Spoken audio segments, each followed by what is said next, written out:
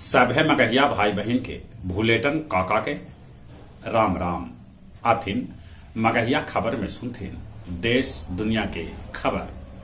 आज अक्षय नवमी है, लोग औरा के करतन पूजा। रिजर्व बैंक पायलट परीक्षण के तहत डिजिटल मुद्रा जारी कैलक। मोरबी हादसा में घायल लोग से अस्पताल में मिले गलन प्रधानमंत्री नरेंद्र मोदी।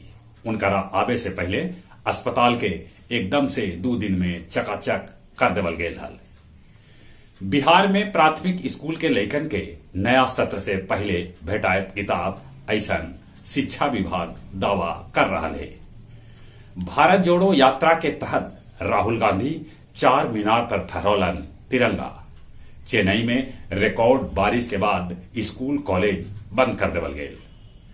उत्तर प्रदेश में 8000 मदरसा ऐसन है जे बिना मान्यता के चल रहा है। तिहाड़ में बंद ठग मुकेश चंद्रशेखर कर रहा है दावा कि वो आपके मंत्री सत्येंद्र जैन के दिलक है 10 करोड़ रुपया।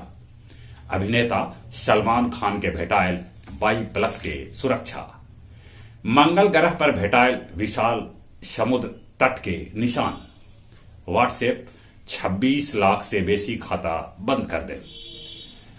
प्लेटनेट किलर नाम के उल्का पिंड मचा सका है कभी धरती पर तबाही। इजराइल में आम चुनाव फिर से संपन्न हुए। नेतन्याहू फिर से बन सका था प्रधानमंत्री।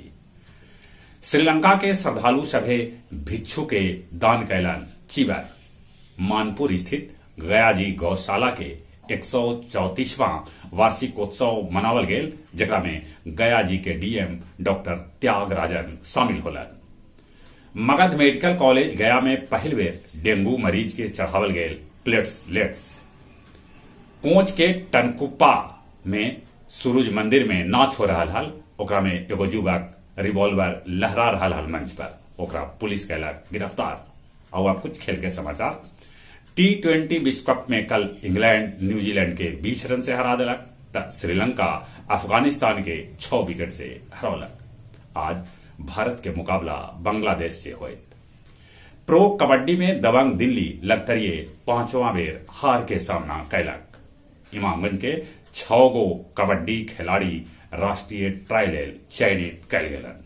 जहां तक मौसम के सवाल है, मौसम विभाग कहलक है कि ई महीना देश में सामान्य से बेसी पानी बरसत। चलित एक बेर फिर से अपने सभे के भूलेटन काका के राम राम।